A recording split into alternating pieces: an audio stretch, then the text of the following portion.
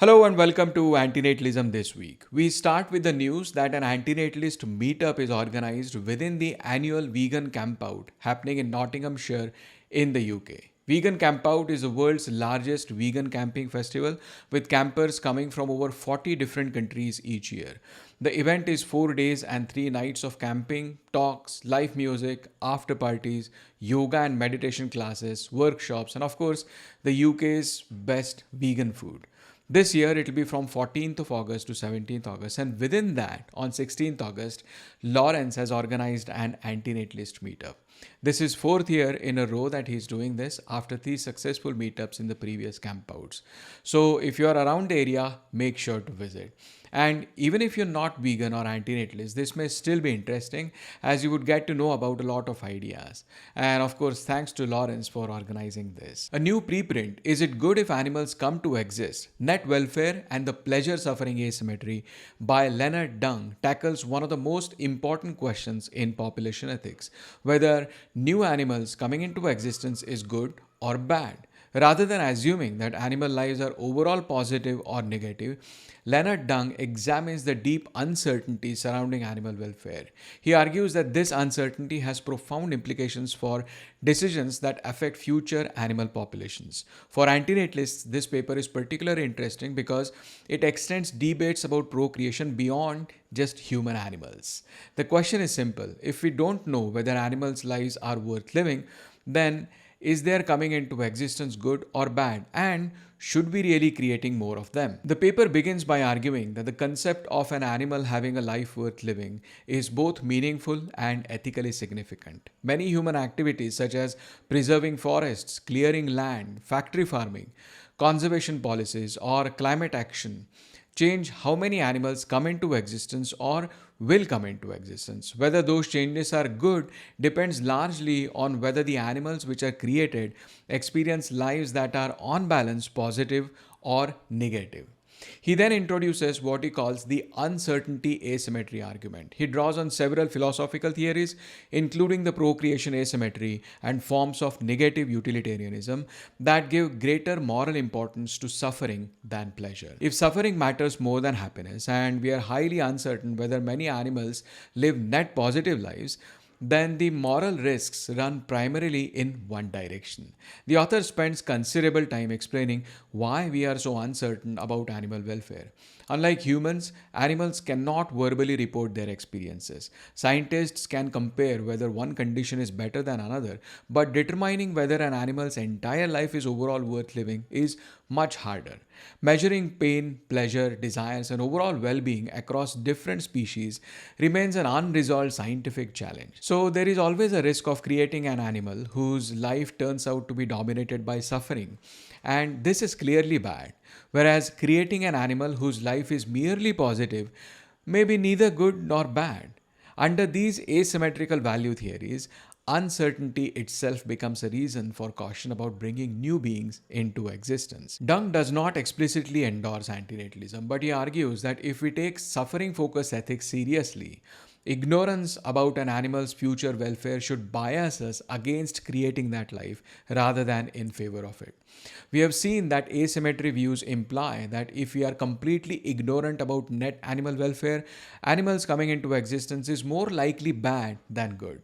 So, given that at least some plausible accounts of moral uncertainty, if we are completely ignorant about net animal welfare, it is more likely bad rather than good if animals are created. But in the same paper, the author also presents a counter argument. It is an evolutionary argument suggesting that many animals may actually have net positive lives. If positive mood evolved because it helped humans survive and reproduce, and if many animals share similar evolutionary pressures and emotional systems, then perhaps positive welfare is also an adaptive feature in many non human species. This would suggest that many animals may generally experience lives worth living despite the suffering they endure. There are two assumptions behind this argument. One, most humans have lives worth living, and this is caused by genetic adaptations for positive mood. And two, the selective pressures many animal species faced over the course of evolution and the psychological states underlying their welfare are similar to humans. The paper presents many studies as evidence to both of these assumptions to draw a conclusion that many animal species probably have lives worth living too. So we have two opposing arguments. The uncertainty asymmetry tells us that coming into existence is bad for the animals which come into existence. And the evolutionary argument tells us that if life is worth living for humans, then it might be worth living for at least some species. I think there are many objections that can be made to this paper, but just to highlight a couple of them. One, Leonard Dung seems to measure worthiness of a life only on psychological states or moods or how we feel about living. That can be one of the components of our welfare, but there are other considerations too. Like, I could still be harmed while feeling good. I could be high on some drugs, or a bias could make my evaluation of my life inaccurate. Secondly, a life worth living is not the same as life worth starting. So, even if an animal were to live a life with net positive welfare, that is a consideration only for continuing its life after it has been started. It does not say whether it should be started in the first place. If children were brought into the world by an act of pure reason alone, would the human race continue to exist? That's a famous quote by Arthur Schopenhauer, and it is particularly famous in antinatalist circles. A new paper, Schopenhauer, Antinatalism and Artificial Intelligence, Dissecting a Memic Quote by Mati Hairi and Amanda Suknik, examines this widely shared quotation. The authors trace origins of the quote, compare it with Schopenhauer's original German text, and explore what the investigation reveals about both Schopenhauer's philosophy and the strengths and weaknesses of AI-assisted research. The full quote reads like this: if children were brought into the world by an act of pure reason alone, would the human race continue to exist? Would not a man rather have so much sympathy with the coming generation as to spare it the burden of existence, or at any rate not take it upon himself to impose that burden upon it in cold blood? This is in English. Schopenhauer wrote in German. So this quote is based on Thomas Bailey Sanders' 1890 English translation, which subtly but importantly changes the meaning of the original text. Mati and Amanda explain that their investigation began after noticing the phrase pure reason, which seemed oddly Kantian. When they asked ChatGPT about the quotation, the AI initially claimed that no such passage existed in Schopenhauer's writing, and even suggested it has been misattributed by antinatalist literature. This turned out to be incorrect. After refining their prompts and searching original 19th century German editions, they located the authentic passage in Parerga und Paralipomena, illustrating both the dangers of trusting AI too quickly and the value of using it carefully as a research assistant. The heart of the paper is comparison between Schopenhauer's original German and the famous English translation. According to the author, the translator unintentionally transformed a philosophical thought experiment into something much closer to an explicit antinatalist argument. The translation introduces emotionally loaded language about children, omits Schopenhauer's emphasis on sexual desire and biological drives, makes the scenario appear like a practical choice available today, and popularizes the phrase pure reason, which evokes Kant more than Schopenhauer himself. These small translation choices make the passage sound like a direct call to stop having children, even though this is not what Schopenhauer actually meant. The authors argue that Schopenhauer's actual point was considerably darker, but also different. His thought experiment asks readers to imagine a world in which reproduction was guided entirely by detached rational reflection instead of powerful instincts and desires. If that were possible, people would likely refuse to impose the burden of existence on future generations. However, Schopenhauer immediately undercuts this hypothetical by insisting that human beings are not governed primarily by reason.